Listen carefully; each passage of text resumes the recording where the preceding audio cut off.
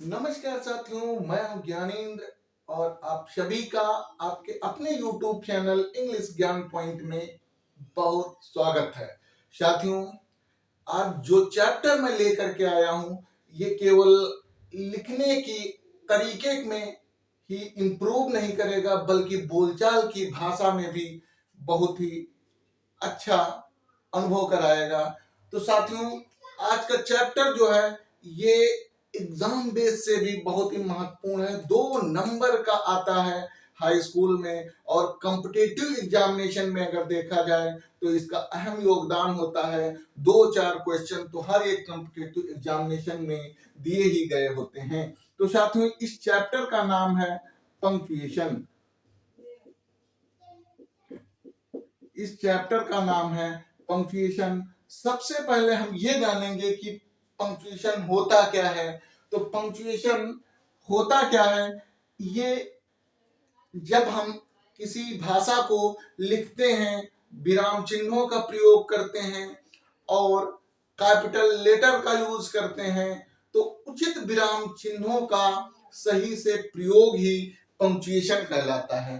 क्या, फिर से एक बार सुनते हैं। उचित विराम चिन्हों का उपयोग ही पंक्चुएशन कहलाता है। कॉन्सेप्ट क्लियर हो गया होगा। अब पंक्चुएशन के अंतर्गत हम इसकी परिभाषा भी लिखेंगे। तो उचित विराम चिन्हों का प्रयोग जिससे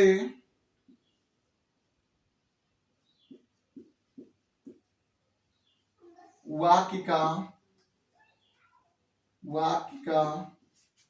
अर्थ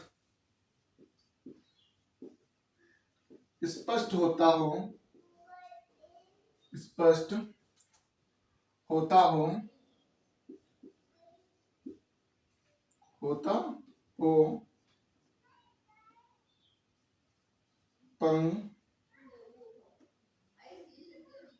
पंक्चुएशन कहलाता है।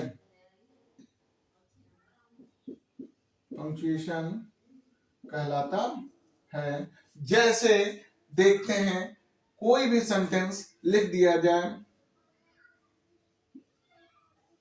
बॉयज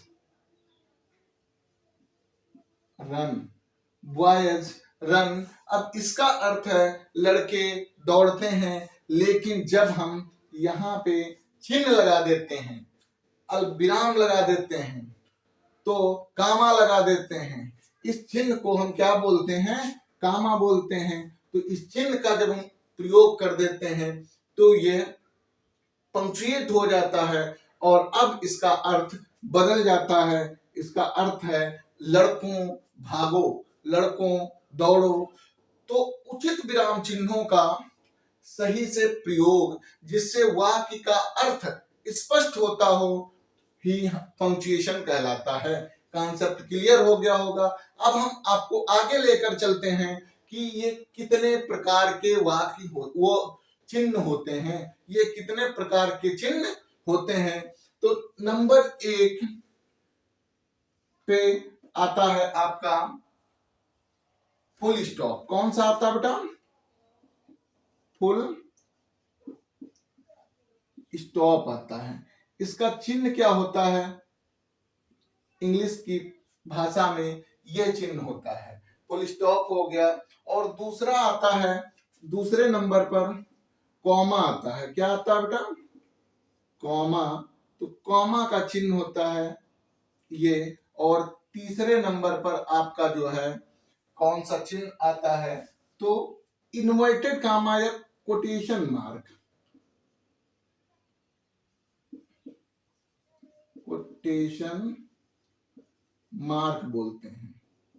कोटेशन मार्क का चिन्ह होता है ये। और फिर चौथे नंबर पे जो आता है ये होता है क्वेश्चन मार्क। क्या होता है?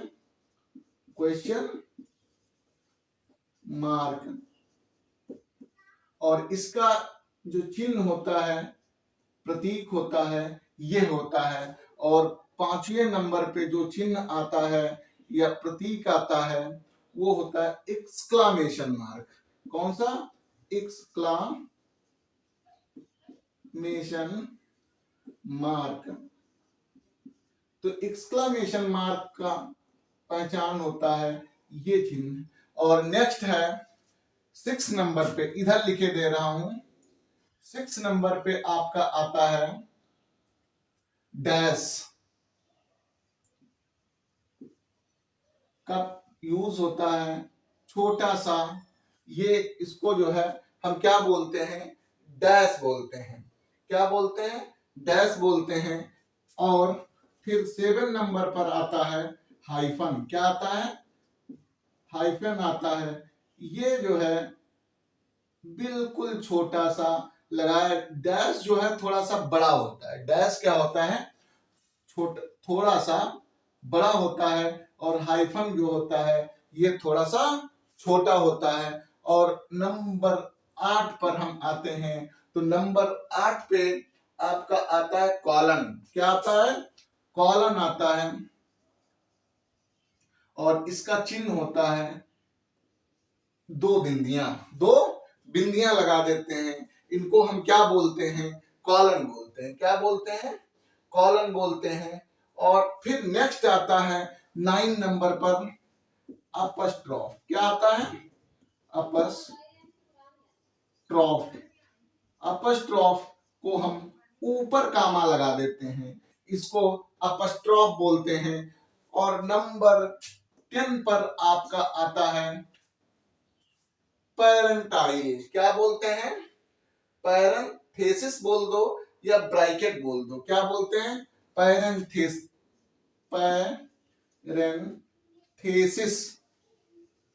पैरेंथेसिस बोलते हैं। और इसको जो है हम किस तरीके से लिखते हैं? तो ये पैरेंथेसिस का मार्क जो होता है ये ब्रैकेट के अंदर ही रखा जाता है। किसके अंतर्गत रखते हैं? ब्रैकेट के अंतर्गत रखते हैं। ये मार्क जो हैं बहुत ही महत्वपूर्ण हैं। और इन चिन्हों का हम उचित प्रयोग कहां पर और कैसे करते हैं तो ये अब हम एक एक करके सीखेंगे।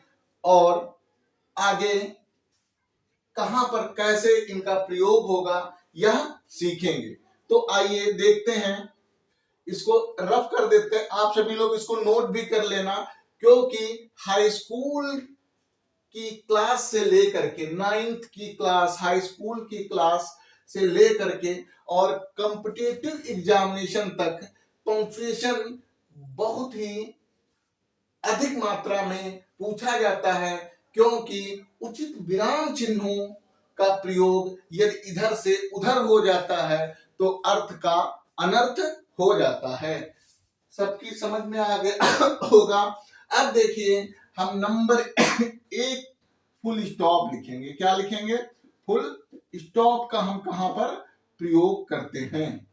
तो फुल स्टॉप का प्रयोग हम असर्टिव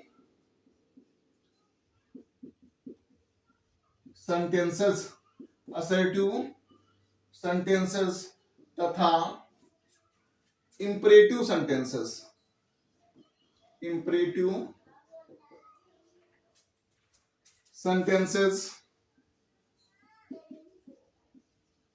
में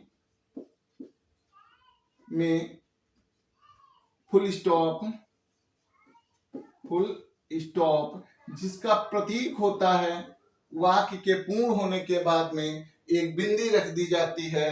हिंदी में इसी को हम ऐसे लगाते हैं। तो फुल स्टॉप का प्रयोग करते हैं। जैसे Raju is a good boy. Raju is a good boy. समझ में आ रहा होगा आप सभी के। अब देखिए एक और एग्जांपल मैं देता हूं। दूसरा एग्जाम्पल है Sita is working, Sita is working hard, और फुल स्टॉप का यूज करेंगे। अब आप लोग समझ गए होंगे कि असर्टिव सेंटेंस दिया गया हो या इंपरेटिव दिया गया हो, जब किसी वाक्य का अर्थ या किसी वाक्य का भावार्थ स्पष्ट हो जाता है, अर्थात वाक्य कंप्लीट हो जाता है, पूरा हो जाता है, तो हम फुल स्टॉप का प्रयोग करते हैं। कॉन्सेप्ट क्लियर हो गया होगा। अब हम कभी भी ये फुल स्टॉप का यूज करना नहीं भूलेंगे। नेक्स्ट आता है कॉमा। कॉमा का प्रयोग कहां पे करते हैं, इसको भी हम नोट करेंगे। कॉमा का प्रयोग हम कहां पर करते हैं, तो नंबर 2, कॉमा का प्रयोग कहां पर करते हैं। ब्रैकेट में कॉमा ऐसे दर्शाया जाता है, और अब इसका हम प्रयोग कैसे करते हैं, तो कॉमा का इसका प्रयोग, इसका प्रयोग प्रयोग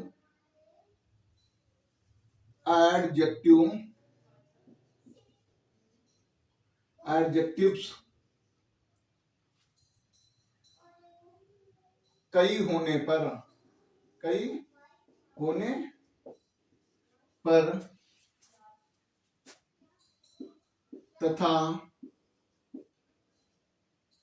तथा वाक्यांशों को अलग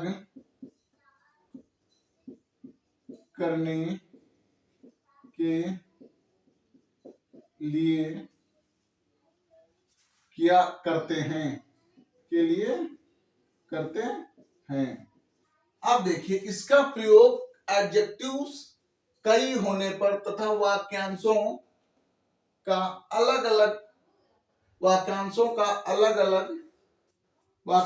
को अलग करने के लिए करते हैं। वाक्यांश क्या होते हैं, जैसे Mohan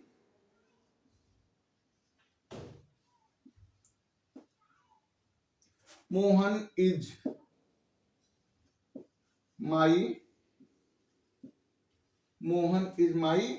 friend. Mohan is my friend and Mohan is my friend, wrong हो गया, ये यहां पे इज नहीं रखेंगे, क्या करेंगे, मोहन माई फ्रेंड। आप देखो यहां पे क्या कर दिया बेटा, कॉमा लगा दिया। Mohan my friend is a gentleman, full stop कर देंगे। देखिए कामा का यूज हो गया, मोहन मेरा मित्र है। अब वाक्यांश भी अलग अलग होते जाएंगे। देखिए ये नाउन इन पोजीशन का यूज किया है, किसका यूज किया है, नाउन दो आ गए, तो मेरा मित्र कौन है, मोहन है, तो यहाँ पे हम कामा लगा देंगे और फिर my friend is a gentleman कर देंगे। अगला है जैसे वाक्यांश अलग करना हो तो हो जाएगा हियरिंग द नॉइज, आवाज सुनकर। अब थोड़ा सा रुका जाता है, क्या किया जाता है, अल्पविराम, आवाज सुनकर चोर भाग गए, आवाज सुनकर चोर भाग गए। तो चोर भागने और आवाज सुनने के बीच में हल्का सा जो मध्यावकाश किया जाता है उसी को क्या बोलते हैं, विराम चिन्ह बोलते हैं, विराम अल्प विराम बोलते हैं। ये यहाँ पे क्या हो जाएगा, कामा हो जाएगा। Hearing the noise the thief ran away, full stop हो गया। एक चीज और बताएंगे, एडजेक्टिव्स जब कई दिए गए हों, क्या हो, एडजेक्टिव्स जब कई दिए गए हों तब हम किस कैसे इनका यूज करेंगे। तो हो जाएगा जैसे Sita is a clever, intelligent,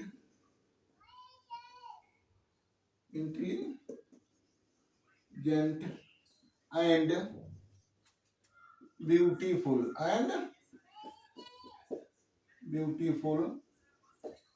girl, full stop कर देंगे।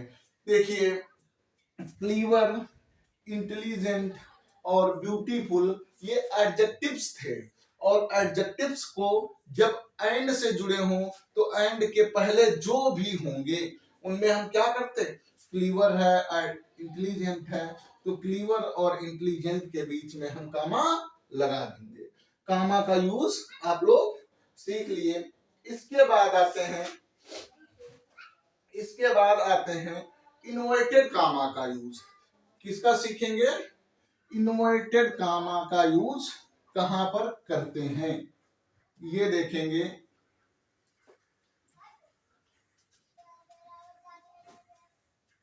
नंबर तीसरा है इनवर्टेड कॉमा, इन्वर्टेड कॉमाज। ये चिन्ह होता है, क्या होता है, ये चिन्ह होता है। अब देखिए इन्वर्टेड कामा का यूज हम कहां पे करते हैं, जब किसी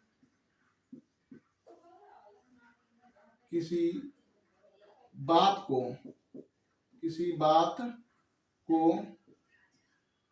विशेष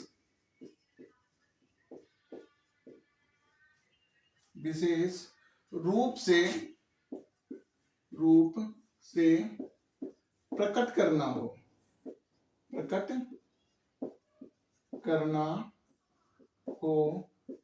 तो इन्वर्टेड कामा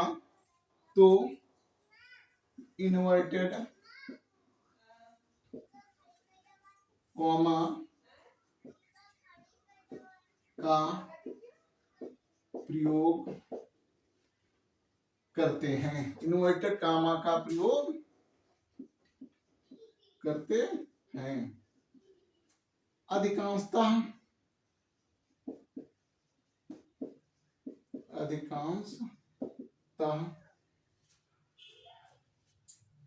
डायरेक्ट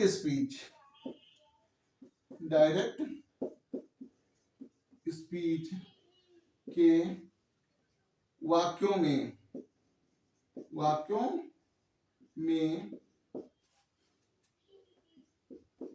इन्वर्टेड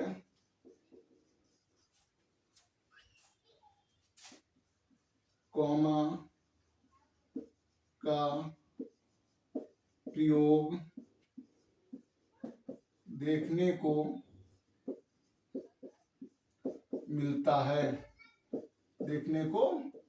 मिलता है। जैसे एग्जाम्पल देखो, जैसे दे दिया जाए राजू सेड, तो राजू सेड के बाद में अल्पविराम लगाओगे।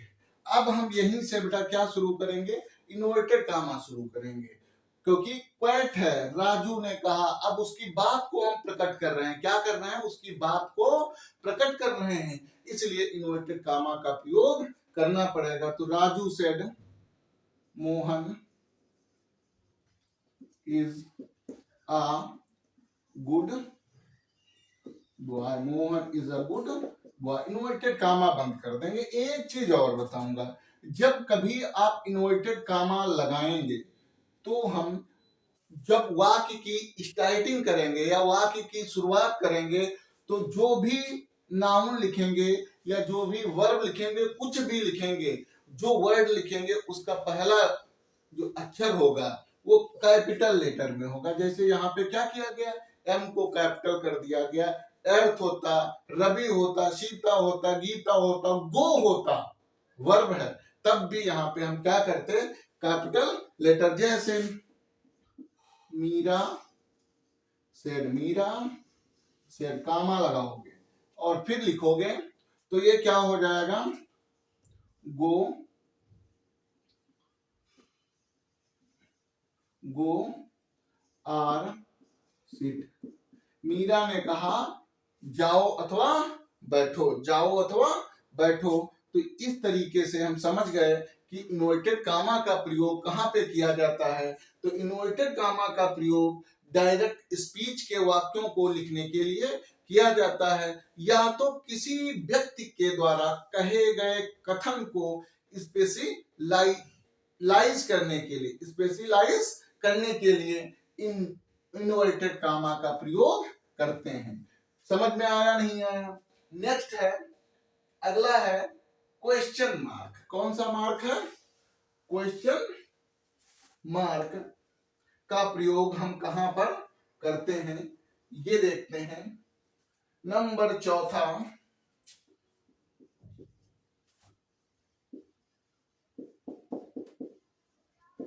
Question mark.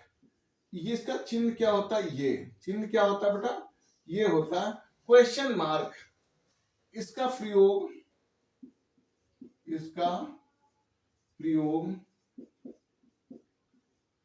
प्रश्न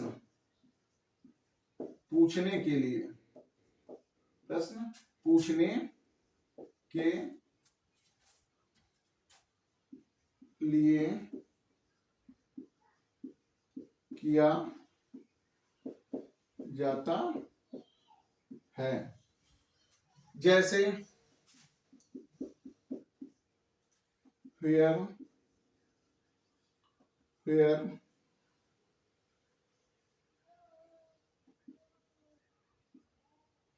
are you going, where are you going। Question mark हमने लगा दिया। क्या लगा दिया बेटा? क्वेश्चन मार्क लगा दिया। दूसरा है sentence, why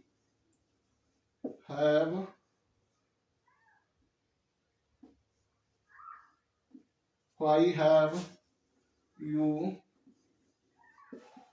finished his work, तो जब कभी WH वर्ड होंगे, क्या होंगे बेटा? WH होंगे। तीसरा एक और एग्जांपल लिखता हूं, WH अर्थात क्वेश्चन वर्ड होंगे तो हम लास्ट में किसका यूज करेंगे? और प्रश्न पूछा जा रहा होगा तो हम क्वेश्चन मार्क का प्रयोग करेंगे। और यस या नो वाले वाक्यों में भी हम क्या करते हैं? जिनके उत्तर यस या नो में दिए जाते हैं उनमें भी हम क्वेश्चन मार्क लगाते हैं। जैसे do you agree, do you agree, इस वाक्य में भी हम क्या किए? क्वेश्चन मार्क का प्रयोग किया गया है। तो अब आप लोग समझ गए होंगे कि क्वेश्चन मार्क का प्रयोग हम कहां पे करते हैं। तो क्वेश्चन मार्क का प्रयोग जहां पर प्रश्न पूछा जाता है, क्या किया जाता है बेटा? प्रश्न पूछा जाता है, वहां पर हम क्वेश्चन मार्क का प्रयोग करेंगे। कॉन्सेप्ट क्लियर हो गया होगा। नेक्स्ट है नंबर 5। नंबर 5 पे कौन आता है? तो फुल स्टॉप हो गया, अल्पविराम या कॉमा हो गया। अब हम आप लोगों को लेकर चलते हैं अपस्ट्रॉफ। द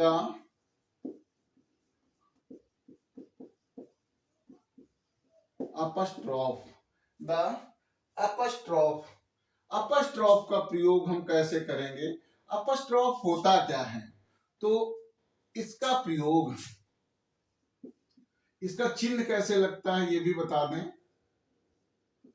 ऊपर जो है जब हम कामा लगाते हैं, क्या करते हैं बेटा? कुछ भी लिखते हैं, ऊपर जब हम कामा लगाते हैं तो इसको क्या बोलते हैं? अपस्ट्रॉफ बोलते हैं। तो इसका प्रयोग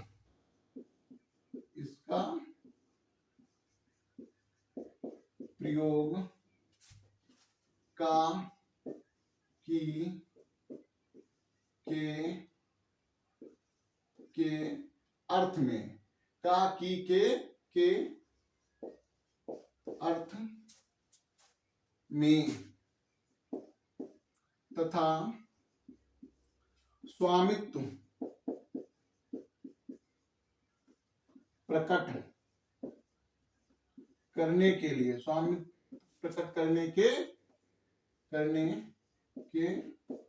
लिए किया जाता है। जैसे एग्जाम्पल देखिए, जैसे हो जाएगा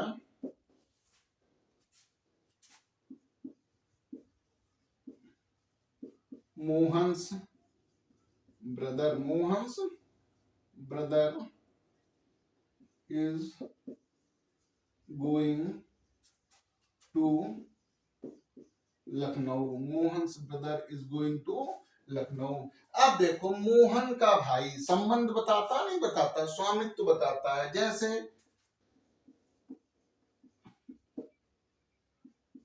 रवीज बुक, क्या मतलब हुआ? रवि की किताब, Ravi's book is here, Ravi's book is here. इस तरीके से हम जहां पे अधिकार बताना होगा, स्वामित्व बताना होगा, या तो संबंध को दर्शाना होगा, वहां पे हम अपस्ट्रॉफ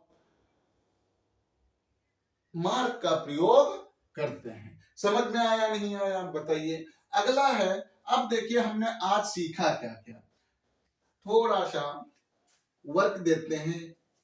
जब आप लोग क्लास समाप्त हो तो इसको जो है कोटेशन करके कमेंट में लिख देना। जैसे लिखा हो, Sita said, Sita said Arjun has gone, Arjun has gone. इसका आप लोग जो है कमेंट बॉक्स में बताइए कि कैसे हम पंक्चुएट करेंगे। दूसरा है,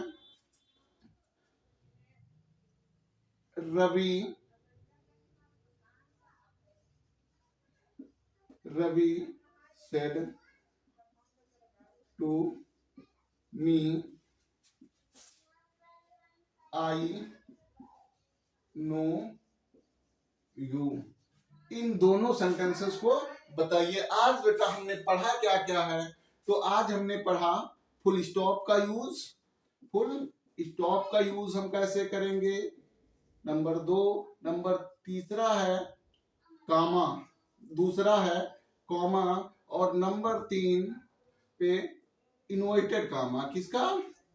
इनवर्टेड कॉमा का यूज हम कैसे करेंगे। और चौथा नंबर हमने पढ़ा था अपस्ट्रॉफ। क्या? अपस्ट्रॉफी, अपस्ट्रॉफ का यूज हम कैसे करेंगे। और नंबर 5 हमने पढ़ा था फुल स्टॉप क्वेश्चन मार्क। क्या पढ़ा था बेटा? Question mark. अब हम क्वेश्चन मार्क का यूज हम कैसे करते हैं। अब 5 रह गए आपके, 5 तो कंप्लीट हो गए, 5 बचे हैं। तो 5 अगली क्लास में यदि आप लोग कमेंट करेंगे कि क्लास कैसी लगी और सब्सक्राइब करेंगे, इन दोनों वाक्यों को आप लोग बताइएगा, तो हम अगली क्लास बनाएंगे पंक्चुएशन पर। और क्लास को लाइक जरूर करके जाइए यदि पसंद आए। ओके, जय हिंद, जय भारत।